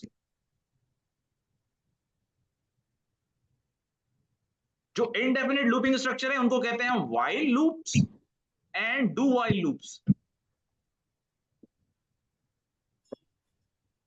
Those are called what? Do while loops and while loops. Definite looping structure क्या होते हैं? Definite looping structure वो looping structure होते हैं जहां पे आपको number of iterations प्रोग्राम शुरू होने से पहले ही पता होती हैं ये होंगी। वहां number of iterations defined होती हैं, वहां number of iterations definite होती हैं, वहां number of repetitions हमें पता होती हैं कि कितनी number of repetitions होंगी। Those structure जहां पर के definite repetitions हमें पता हो उनको कहते हैं कि जी ये हमारे पास डेफिनेट लूपिंग स्ट्रक्चर है। ठीक है, फॉर एग्जांपल आपको पता है नमाज 5 टाइम होती है, यही पता है ना हम सबको। तो ये बताएं कि ये जो नमाज की 5 टाइम होना है ये इनडेफिनेट लूपिंग स्ट्रक्चर है, डेफिनेट लूपिंग स्ट्रक्चर है? तो डेफिनेट होगा ये। डेफिनेट होगा। जहां पे नंबर ऑफ रिपीटेशंस पता है आपको, किसी भी काम की अगर आपको नंबर ऑफ रिपीटेशंस पता है ना, तो वो डेफिनेट लूपिंग स्ट्रक्चर है। उसकी एक लिमिट डिफाइन है कि हाँ यार ये 5 तक ही जाएगा, 5 से ज्यादा ऊपर नहीं जाएगा। ठीक है, तो उनको डेफिनेट लूपिंग स्ट्रक्चर कहा जाता है। जैसे कि हमारे पास फॉर लूप होते हैं। और इनडेफिनेट लूपिंग स्ट्रक्चर क्या होते हैं कि जहां पर हमें लिमिट नहीं पता कि कहां तक जाएगा, वो अनलिमिटेड भी हो सकता है। ये पता करना मुश्किल है कि वो कितनी नंबर ऑफ रिपीटेशंस एग्जीक्यूट करेगा, कितनी दफा लूप चलाएगा, कितनी दफा आइटरेट करेगा। ये डिपेंड करता है कि कंडीशन कब तक ट्रू रहती है। जैसे ही कंडीशन फॉल्स होगी वो लूपिंग स्ट्रक्चर जो है वो टर्मिनेट हो जाएगा। तो इनडेफिनेट लूपिंग स्ट्रक्चर में क्या होता है कि नंबर ऑफ आइटरेशंस हमें नहीं पता होती। नंबर ऑफ आइटरेशंस डिपेंड करती है किसके ऊपर? कंडीशन के ऊपर, कि जब तक कंडीशन ट्रू रहेगी वो लूपिंग स्ट्रक्चर अपना काम परफॉर्म करता रहेगा। जैसे ही वो अच्छा, अब बात आती है कि मैं एग्जांपल देता हूं। ये जो हमारे ब्रीथिंग साइकिल चल रहे हैं इंसान के, ये जो हार्ट बीट चल रही है, ये बताओ ये डेफिनेट लूपिंग स्ट्रक्चर है, इनडेफिनेट लूपिंग स्ट्रक्चर है? यहीं से बताओ। इनडेफिनेट है सर, हैं? इनडेफिनेट है सर, मुझे पता नहीं कब तक चलेगी। ये चीज है, सबसे जबरदस्त ये चीज है कि ये हमें पता ही नहीं है कि ये कब तक चलेगा। भाई हमें नहीं पता। ठीक है, अल्लाह ताला को पता है। जिस टाइम हमारा टाइम पूरा हो जाएगा वो अल्लाह ताला की तरफ से ब्रेक की स्टेटमेंट लग जाएगी, ब्रेक भाई बस खत्म, फिनिश हो गया आपका काम। ठीक है, तो फिर हमारा क्या होगा? वहीं पे हार्ट बीट भी स्टॉप हो जाएगी और ब्रीथिंग साइकिल भी स्टॉप हो जाएंगे और हमारा क्या हो जाएगा? इंतकाल हो जाएगा। ठीक है, क्योंकि हमारी ये जो चीजें हैं, ब्रीथिंग साइकिल हो गए, हार्ट बीट हो गई, those are called what? Indefinite looping structure. ये एक इनडेफिनेट लूपिंग स्ट्रक्चर है जिनकी कंडीशन है कि अगर हार्ट बीट चल रही है, ब्रीथिंग साइकिल चल रहे हैं, तो ये लूप चलता रहेगा हमारी लाइफ का। जैसे ही हमारा लाइफ का लूप टर्मिनेट होगा, कंडीशन फॉल्स होगी, भाई हार्ट बीट रुक गई, कंडीशन फॉल्स हो गई ना, ब्रीथिंग साइकिल रुक गई, कंडीशन फॉल्स हो गई, तो हमारा जिंदगी खत्म। ठीक है, और इसकी नॉलेज हमें नहीं है, तो ये इनडेफिनेट लूपिंग स्ट्रक्चर है। काइंडली ये अपना माइक जो है ना ये म्यूट कर लीजिएगा। यासर भाई ये जो है ना असल में थोड़ा नेट के डिस्कनेक्शन की वजह से होस्ट का ऑप्शन खत्म हो गया मेरा। अच्छा, मैं रिक्लेम कर लेता हूँ, वेट। अजी अजी श्यामा, श्यामा कहाँ है? श्यामा, श्यामा। ठीक है, मैंने आपको दोबारा होस्ट बना दिया है। ठीक है, ठीक है। अच्छा, अब हम आते हैं लूप्स के ऊपर, और हम डेफिनेट लूपिंग स्ट्रक्चर में आएंगे, और डेफिनेट लूपिंग स्ट्रक्चर में हम डेफिनेट लूपिंग स्ट्रक्चर को परफॉर्म करने जा रहे हैं, ठीक है। यानी कि मैं आप फॉर का लूप बनाऊंगा यहां पर, ठीक है। लेट्स से नीचे आ जाए, ये आ गया मैं डेफिनेट लूपिंग स्ट्रक्चर पे।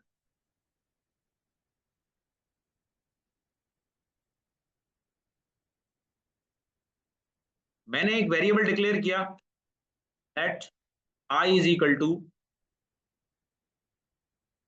1. Let's say. Now I am creating definite looping structure.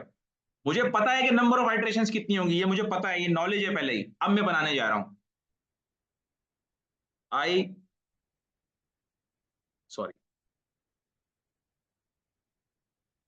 let I is equal to 1, I less than or equal to 5, and I plus plus, और I की वैल्यू को मैं कंसोल पे प्रिंट कराऊंगा soul dot log, और यहां पर आ जाएगा I, ठीक है। ये आ गया I। अब ये मैंने डेफिनेट लूपिंग स्ट्रक्चर बनाया जिसमें मुझे पता है कि नंबर ऑफ आइटरेशंस कितनी होंगी। मुझे पता है ये 5 दफा चलेगा लूप, 1 से लेके 5 तक वैल्यू प्रिंट करेगा और 5 दफा चलेगा। ये नंबर ऑफ आइटरेशंस मुझे पता है इसको मैंने जो इनिशियलाइज किया है वो यहां से 1 से किया है, और उसके बाद ये 5 दफा तक चलेगा, 5 से ज्यादा ये लूप नहीं चलेगा, ठीक है। अब मैं जरा इसको एग्जीक्यूट करके देख लेता हूं। ये 5 दफा चलेगा, मैं आपको इसका ड्राई रन भी करके बताऊंगा, पहले इस लूप की आउटपुट देख लें क्या होगी जब ये प्रोग्राम चलेगा। अभी मैं यहाँ से इसको केस स्ट्रक्चर को खत्म कर देता हूँ ताकि जरा सिंपलिसिटी हो जाए और हमारे पास कम हो जाए। ये मैं यहाँ आ गया, ये आ रहा मेरा डेफिनेट लूपिंग स्ट्रक्चर, ठीक है, ये आया। और इसको मैंने txt प्रोग्राम को मैंने कंपाइल किया। कंपाइल करने के बाद मैं इस प्रोग्राम को रन कर लेता हूं। ये 1 से लेके 5 तक प्रिंट कर दिया इसने स्क्रीन के ऊपर, 1 2 3 4 5। क्या हुआ कि सबसे पहला phase definite looping structure for के अंदर जो सबसे पहला पार्ट होता है that is called what, initialization part. इसको क्या कहते हैं, इसको कहते हैं इनिशियलाइजेशन पार्ट, ठीक है। पहला जो पार्ट है ये जो मैंने लिखा है ना, late I is equal to 1, that is called what, that is called initialization part।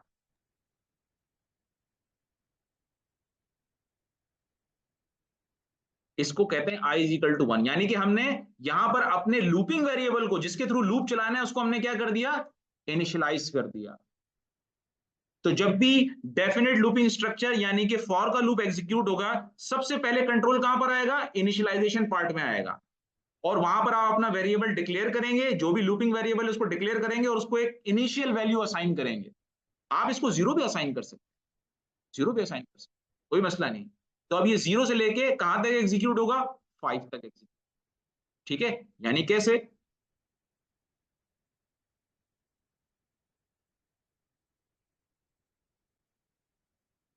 ठीक है, और कोड index.js। अब ये 0 से लेके देखें 5 तक एग्जीक्यूट होगा, क्योंकि पहली वैल्यू जो हमने इनिशियलाइज की वो क्या की, 0 की, ठीक है। अच्छा, जब भी फॉर का लूप एग्जीक्यूट होगा सबसे पहले कंट्रोल कहां पर आएगा, इनिशियलाइजेशन पार्ट में आएगा। जैसे यहाँ पे मैंने 1 लिया हुआ था, अब मैंने उसकी वैल्यू 0 कर दी तो इनिशियलाइजेशन पार्ट में आया। पहले इनिशियलाइजेशन पार्ट एग्जीक्यूट हुआ, आई को वैल्यू क्या असाइन हो गई, 0। उसके बाद कंट्रोल कहां पर आएगा, कंडीशनल पार्ट पे आएगा। ये जो i इज लेस देन और इक्वल टू 5 लगा हुआ, ये क्या, ये कंडीशन लगी हुई है, इसको रिलेशनल ऑपरेटर कहा जाता है, ये कंपैरिजन ऑपरेटर कहा जाता है, ठीक है। इसको क्या कहा जाता है, कंपैरिजन ऑपरेटर। यहाँ पर हम कंपेयर कर रहे हैं ना i की वैल्यू, क्योंकि i की वैल्यू अगर लेस देन और इक्वल टू 5 है तो फिर ट्रू है, तो फिर क्या है, ट्रू है। कंडीशन क्या है, ट्रू है, तो कंडीशन ट्रू होनी जरूरी है। अगर कंडीशन ट्रू नहीं होगी, फॉल्स होगी, तो ये लूप टर्मिनेट हो जाएगा, ये लूप नहीं चलेगा, ठीक है। तो यानी कि जो सेकंड पार्ट है इसका इनिशियलाइजेशन के बाद, वो है कंडीशनल पार्ट, ठीक है। ये जो मैंने i लेस देन और इक्वल टू 5 लिखा हुआ है, that is called what, conditional part. सबसे पहले जब भी फॉर का लूप एग्जीक्यूट होगा तो पहले कंट्रोल कहां पर आएगा, पहले आएगा आपके इनिशियलाइजेशन पार्ट में। उसके बाद क्या होगा, कंडीशनल पार्ट में कंट्रोल जाएगा। i की वैल्यू 0 है तो 0 कंपेयर होगा, क्या 0 इज लेस देन और इक्वल टू 5 है, yes, condition true, 0 is less than और इक्वल टू 5 है। कंडीशन जब ट्रू होगी तो डायरेक्ट कंट्रोल कहाँ आएगा? इस फॉर के ब्लॉक में आएगा। कहां पर आएगा? फॉर के ब्लॉक में आएगा। और जो भी फॉर के ब्लॉक के अंदर वैल्यू या जो भी हम फंक्शन परफॉर्म कर रहे होंगे, जो भी हमने स्टेटमेंट्स लिखी होंगी, वो प्रिंट हो जाएंगी। तो हमने क्या स्टेटमेंट लिखी हुई है फॉर के ब्लॉक के अंदर? हमने स्टेटमेंट लिखी हुई कंसोल डॉट लॉग आई, यानी कि आई की जो भी करंट वैल्यू हो उसको प्रिंट कर दो। तो जब फर्स्ट टाइम ये लूप एग्जीक्यूट होगा तो वैल्यू क्या है आई की? 0। तो क्या प्रिंट होगा यहाँ पर? 0। ठीक है। अब क्या हुआ कि इसके बाद वो चेक करेगा, ये इसने कंसोल डॉट लॉग को भी प्रिंट कर दिया। अब उसके बाद कोई और स्टेटमेंट तो नहीं है? नहीं है। उसके बाद क्या होगा कि यहां पर एंड आ गया, किसका? फॉर का एंड आ गया। अब जैसे ही फॉर का एंड आएगा तो क्या होगा कि कंट्रोल कहां ट्रांसफर होगा? कंट्रोल ट्रांसफर होगा इस पार्ट के ऊपर। अब इनिशियलाइजेशन पार्ट पे नहीं जाएगा कंट्रोल। कंट्रोल कहां जाएगा? आपके इंक्रीमेंट एंड डिक्रीमेंट पार्ट पे। इसको कहते हैं व्हाट? इंक्रीमेंट और डिक्रीमेंट पार्ट।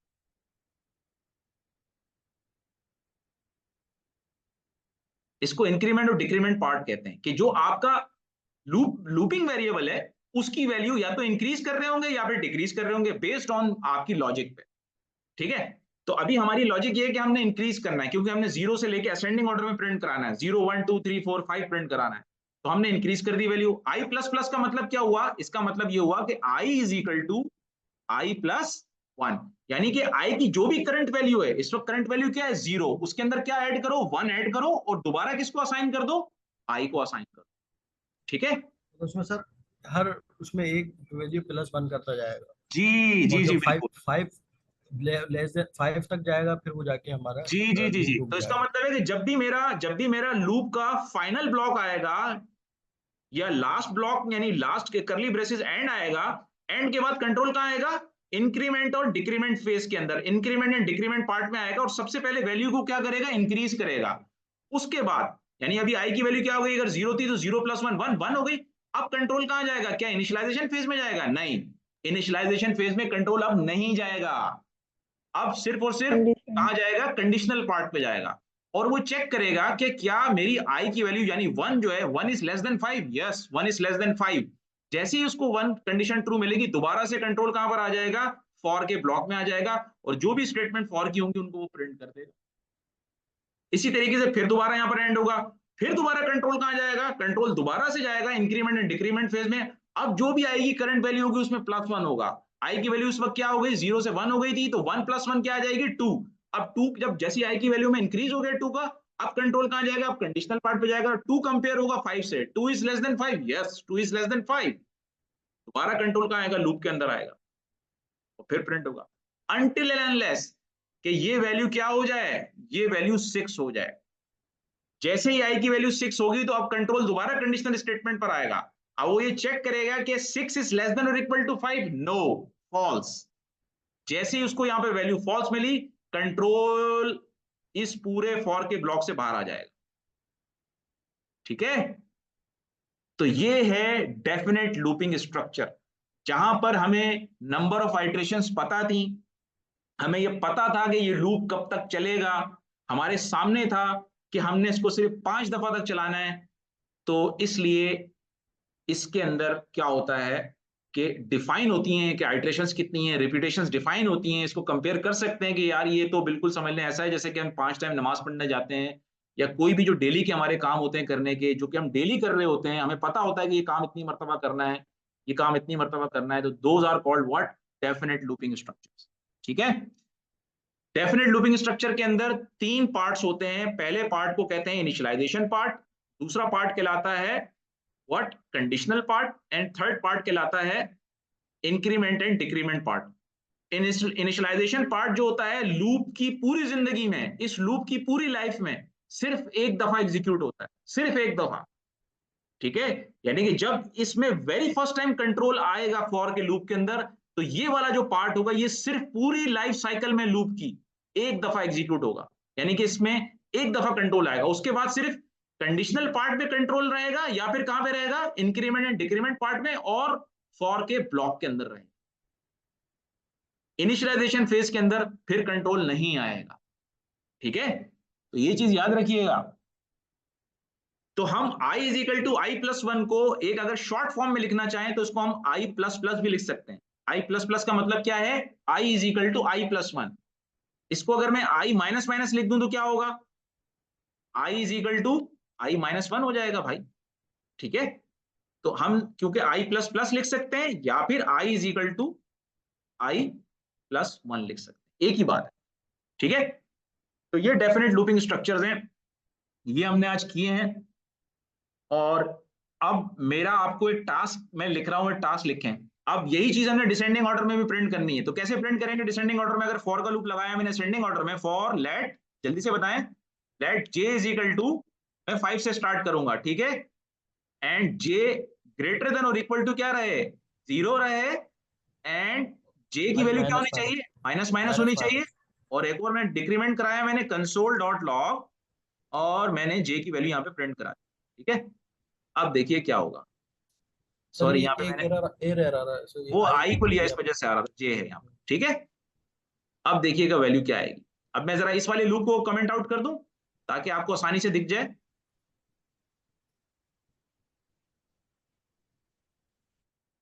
अब देखिएगा क्या होगा। अब पहले हमारे पास असेंडिंग ऑर्डर में प्रिंटिंग हुई थी ना काउंटिंग की, अब हमारे पास डिसेंडिंग ऑर्डर में होगी। कैसे होगी? हम आए टर्मिनल पे और CLS प्रिंट किया, TSC index dot TS, TSC index dot JS, sorry node index dot JS। क्या हो गया, ये डिसेंडिंग ऑर्डर में आ गया। तो लूप्स का इस्तेमाल और स्पेशली फॉर लूप का, डेफिनेट लूपिंग स्ट्रक्चर का इस्तेमाल बहुत ज्यादा इस तरह की रिक्वायरमेंट्स में, इस तरह की लॉजिक्स में होता है जहां पर आपको नंबर ऑफ आइटरेशंस पता होती हैं। जैसे कि अगर आपने पूरी एरे प्रिंट करानी हो तो आपको तो एरे तो लिमिटेड होती है ना, पता होता है कि भाई 100 आइटम्स की एरे है, 10 आइटम्स की एरे है, 50 आइटम्स की एरे है, हमें पता होता है ये। तो हम उस वहां पर पूरी एरे को प्रिंट कराने के लिए फॉर का लूप यूज कर सकते हैं, ठीक है, क्योंकि वहां पे हमें नंबर ऑफ आइटम्स पता है पहले ही। तो हमें पता है कि नंबर ऑफ आइटम्स अगर हैं तो पूरे एरे को अगर प्रिंट कराना है तो डेफिनेट लूपिंग स्ट्रक्चर को इस्तेमाल करेंगे और कर लेंगे। अब यहां पर मैं एक आपको असाइनमेंट दे रहा हूं और ये चीज नोट कर लें, ये वो चीज है कि जो आपकी लॉजिक को बिल्ड करेगी। मेरे साथ बहुत सारे लोग हैं जो कहते हैं सर हम सब कुछ करते हैं, प्रोग्रामिंग भी करते हैं सब, लेकिन हमारी लॉजिक नहीं बिल्ड होती। सर हम कैसे लॉजिक बिल्ड करें, लॉजिक कैसे बिल्ड हो? तो ये बहुत अच्छी सी एक्सरसाइज है जो मैं लॉजिक बिल्ड करने के लिए दे रहा हूं। आपने करना क्या है भाईजान, बल्कि इसमें मैं कर रहा हूं, आपने ये पैटर्न प्रिंट करना है भाईजान, 1 2 3 4 5 6, ठीक है। फिर 1 2 3 4 5, फिर करना है 1 2 3 4, फिर करना है 1 2 3, ठीक है, फिर करना है 1 2 एंड 1। ये पैटर्न प्रिंट करना है, ये नोट कर लें, ये असाइनमेंट है। फॉर के लूप को इस्तेमाल करना है, हिंट में दे रहा हूं, फॉर के लूप को इस्तेमाल करना है। आप मल्टीपल फॉर के लूप्स भी इस्तेमाल कर सकते हैं भाई, ठीक है, यानी कि हम नेस्टेड लूप्स भी कर सकते हैं। कैसे में चलें, आपको एग्जांपल भी दे दूं। अपना पहले ये असाइनमेंट नोट कर लें, ये काम करना है। पहले पहली रो में क्या प्रिंट होगा, 6 स्टार प्रिंट होंगे, फिर 5 होंगे, फिर एक एक डिक्रीमेंट होता जाएगा, 4 होंगे, फिर 3 होंगे, फिर 2 होंगे, फिर 1 होंगे, ठीक है। अच्छा अब आए जरा, मैं आपको ये करके भी दिखाता हूँ एक छोटा सा इसमें तरीके का।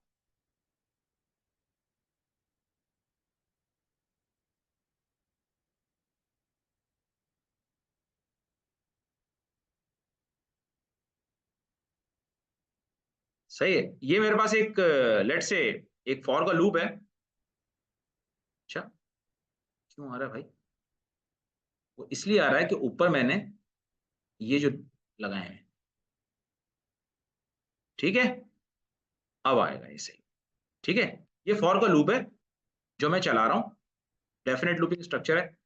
अच्छा मुझे करना क्या है, मुझे करना ये है कि जब ये फॉर का लूप चलेगा तो ये मुझे तो पता है कि ये, मैं इसको 1 से 5 चला लेता हूं, 1 से 5 तक चलेगा ये, ठीक है। अब जब ये 1 से 5 तक चले, ठीक है, जब ये 1 से 5 तक चले तो इसके अंदर एक और फॉर का लूप चले, उसमें लेट, यानी कि नेस्टेड लूपिंग हो रही है, nest j is equal to, वो भी 1 से चले, सॉरी वो चले कब से, वो चले 5 से चले, बल्कि चलें वो भी 1 से चले, और जे की वैल्यू रहे लेस देन और इक्वल टू 2 रहे, ठीक है। चलो, और जे प्लस प्लस हो, ठीक है, इस तरह से लूप। तो यानी कि हमारे पास 2 लूप्स बन गए। एक लूप मैं और बना रहा हूं, वो मैं इसके अंदर बना रहा हूं, इसके अंदर एक और लूप बना रहा हूं, for let k is equal to 1 to k less than और इक्वल टू रहे 1 एंड k की वैल्यू क्या रहे, k प्लस प्लस रहे, और एक और। आपने ये देखा कि मैंने कितने लूप्स बना लिए। ये मैंने एक मेन लूप है जो बाहर का लूप है, इसके एक दफा चलने पर ये अंदर वाला लूप जो जे वाला लूप है ये कितनी दफा चलेगा, ये 2 दफा चलेगा। और इसके एक दफा चलने पर, जे वाले लूप के एक दफा चलने पर, ये जो इंटरनल लूप है के वाला ये कितनी दफा चलेगा, ये 1 दफा चलेगा। हम प्रिंट करके देख लेते हैं, अभी पता चल जाए। यहां पर हम लिखते हैं कंसोल डॉट लॉग जे, ठीक है, जे loop,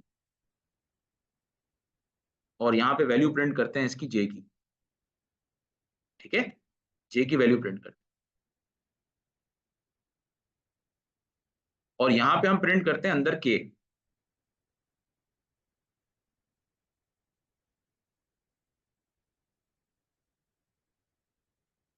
console dot log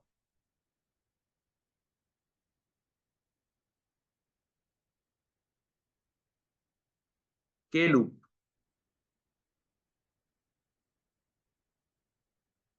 plus के, ठीक है, के की वैल्यू भी प्रिंट होती जाएगी यहां पर, ठीक है। और यहां पे हम प्रिंट करते हैं कंसोल डॉट लॉग, ये हो गया हमारा आई लूप, प्लस कर देंगे इसमें हम वैल्यू आई की, ठीक है। अब हम जरा ये काम करते हैं, इसको चला के देखते हैं। तो हमारी अंडरस्टैंडिंग ये है कि जब हमारा पहला लूप चलेगा वो 1 से लेकर 5 तक चलेगा। जब भी वो पहली दफा चलेगा तो उसमें एक इंटरनल लूप चलेगा जे वाला, और ये कितनी दफा चलेगा, 1 से लेकर 2 दफा चलेगा। यानी कि जब भी मेरा बाहर आई का लूप चलेगा एक दफा, वो 2 दफा जे का लूप चलाएगा, और जे का लूप अपने एक दफा चलने पर के का लूप एक दफा चलाएगा, उसके अंदर जो के का लूप डिफाइन हुआ है। तो ये लूप के अंदर हमने लूप डिफाइन किए हैं, इसको कहते हैं नेस्टेड लूपिंग। ये जो आपके पास स्टैटिक स्टैटिक प्रिंट होंगे ना भाई, ये जो प्रिंट होंगे इनके अंदर भी कहीं ना कहीं पर इस तरह की लॉजिक्स लग रही होंगी, कुछ इस तरह की चीज हो रही होगी, ठीक है।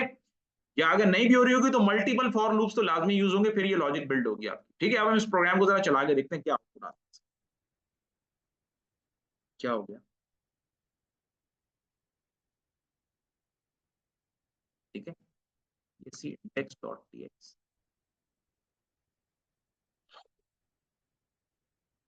कोई एरर नहीं है। तब हम चलाते हैं इसको,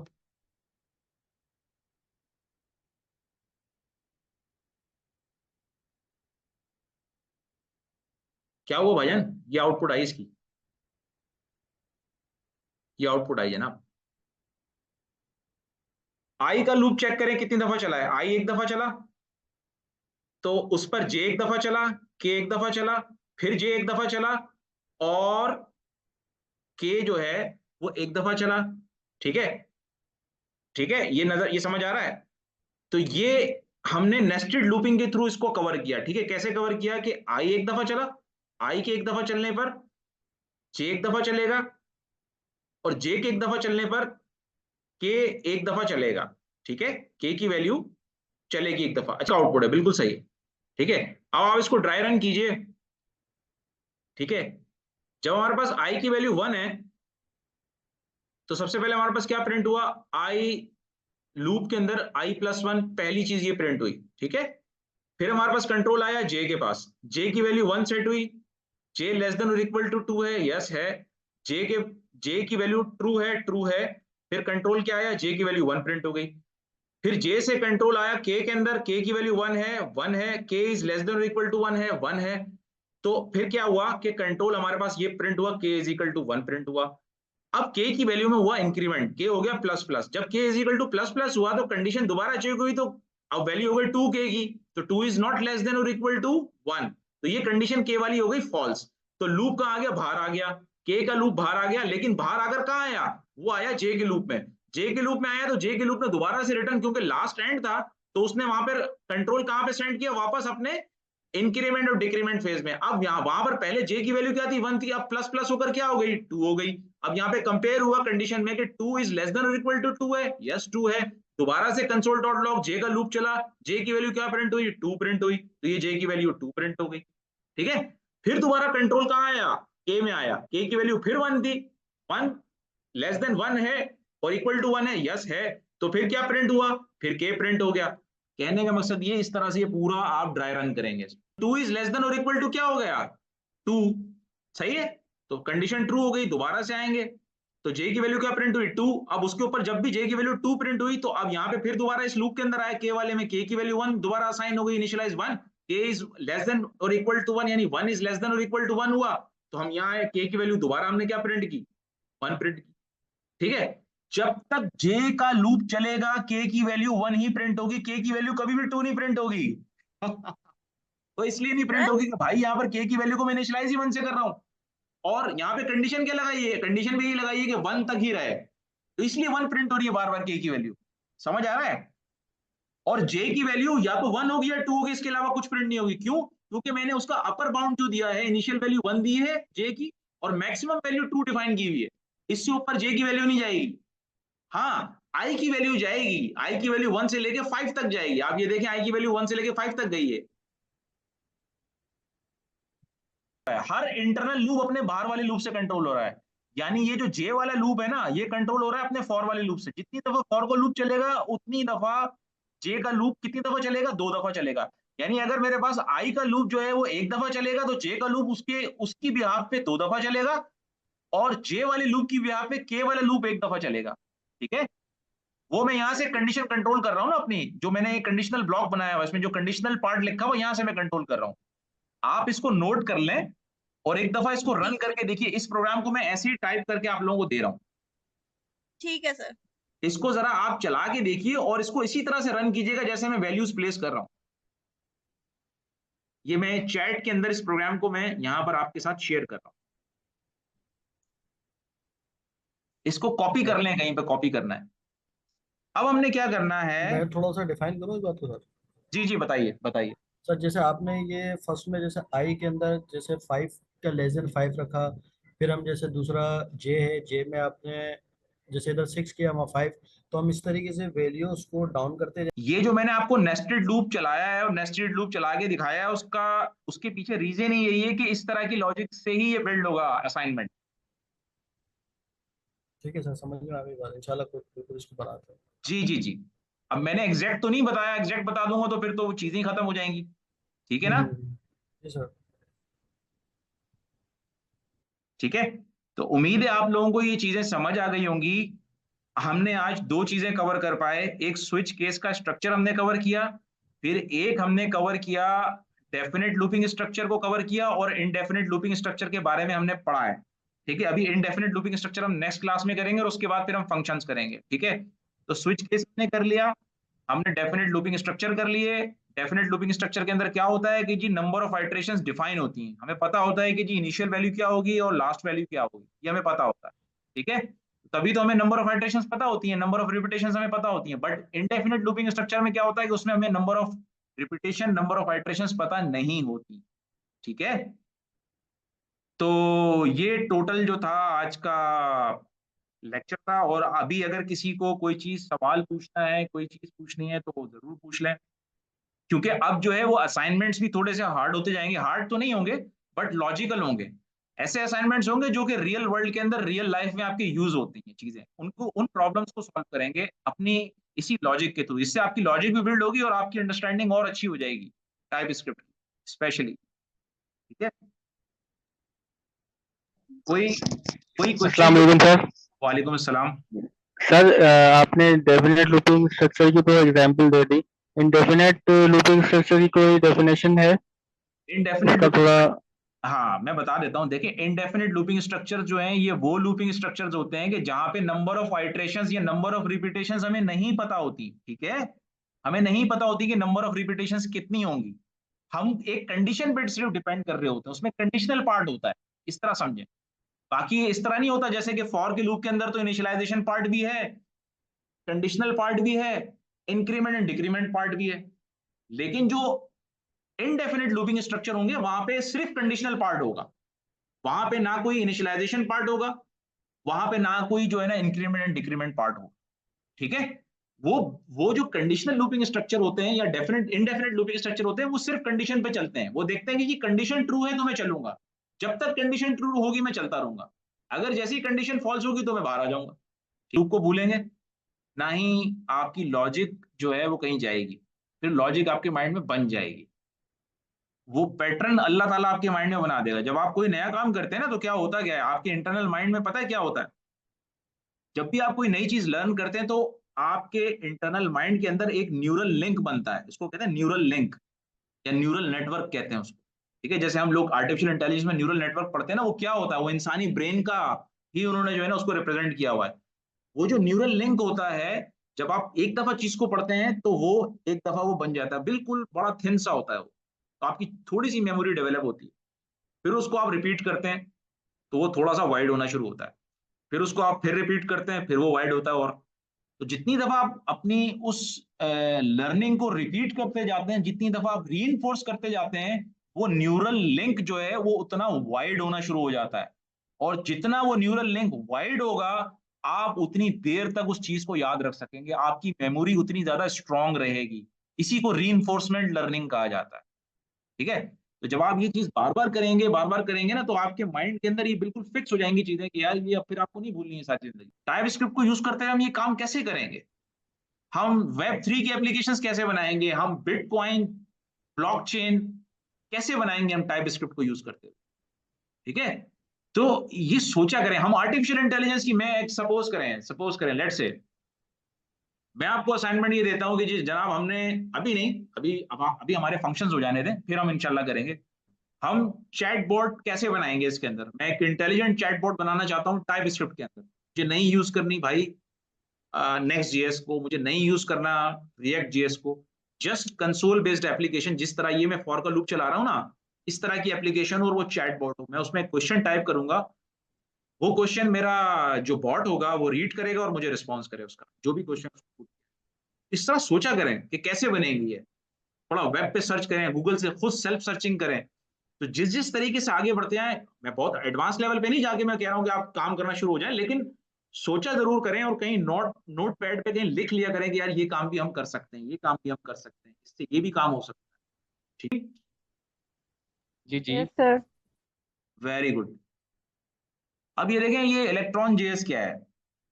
ये इलेक्ट्रॉन जेएस ये वो चीज है जो कि टाइप स्क्रिप्ट की तरह ही एक जावा स्क्रिप्ट की लाइब्रेरी है, फ्रेमवर्क है, कि जिसके थ्रू आप क्या कर सकते हैं, cross platform application, desktop based application बना सकते हैं, जिसमें सिर्फ ये 3 चीजों का यूटिलाइजेशन होगा इसमें, जावा स्क्रिप्ट, एचटीएमएल एंड सीएसएस।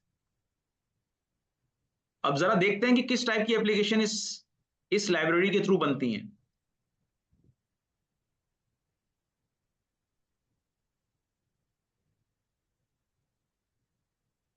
एक सेकंड रुकिए।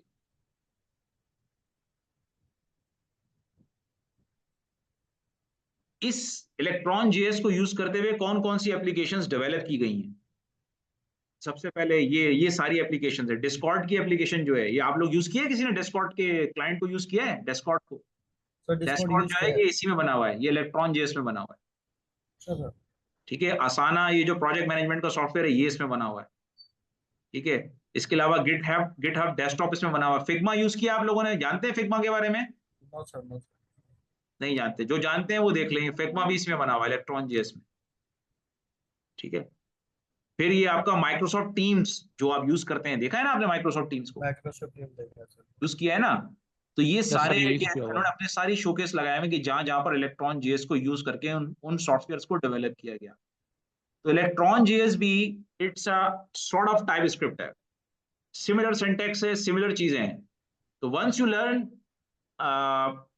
टाइप स्क्रिप्ट तो आप इलेक्ट्रॉन जेएस एंड टाइपस्क्रिप्ट को यूज करते हुए ये एंटरप्राइज लेवल की एप्लीकेशन भी बना सकते हैं। इसमें आप डिफरेंट कैटेगरीज है उन्होंने बताई हुई कि जैसे कि डेवलपमेंट टूल्स जो उन्होंने बनाए हुए हैं, यूटिलिटीज कौन सी बनाई हुई हैं, फोटो एंड वीडियो की कौन कौन सी एप्लीकेशंस बनाई हुई हैं इसी को यूज करते हुए, ठीक है।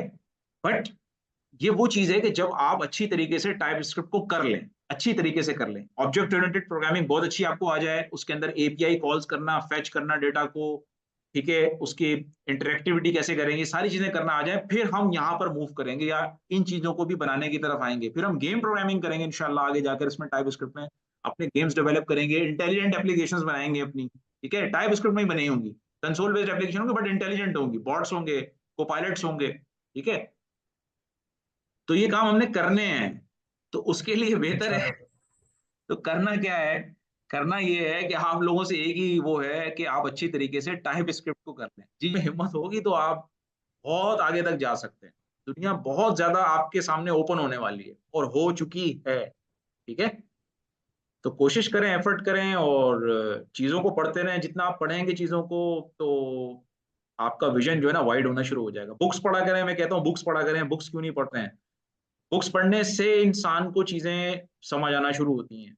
बुक्स में जो राइटर होते हैं उन्होंने अपनी वो नॉलेज दी हुई होती है जो 40-50 साल की उनकी मेहनत होती है, और वो आप पढ़ते ही चीजों को समझ जाते हैं, ठीक है। समरी भी बताई थी, इसकी समरी ये थी कि एक चीज इसमें इसने बताई है कि सबसे पहले आपका क्या होना चाहिए, क्लियर विजन, सॉरी विजन है। फिर उस विजन को हासिल करने के लिए आप में एक बर्निंग डिजायर होनी चाहिए।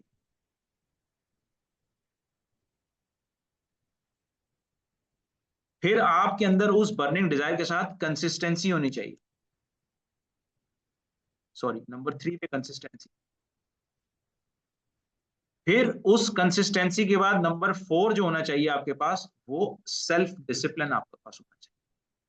ये अगर 4 चीजें आपके पास हैं, आपका विजन है, आपको पता है कि आप क्या करना चाह रहे हैं, आपके अंदर डिजायर है उस चीज को हासिल करने की। नंबर चीज फिर सिर्फ डिजायर ही नहीं हो, उसके साथ आप कंसिस्टेंट भी हो, काम कर रहे हो, और आपके अंदर एक डिसिप्लिन हो, तो आप दुनिया में किसी भी ऑब्जेक्टिव को अचीव कर सकते हैं। ये जो टाइप स्क्रिप्ट और ये तो बहुत छोटी सी चीज है, कोई भी ऑब्जेक्टिव आप अचीव करें, ठीक है। तो इसी चीज के साथ फिर आप क्लास हम खत्म करते हैं।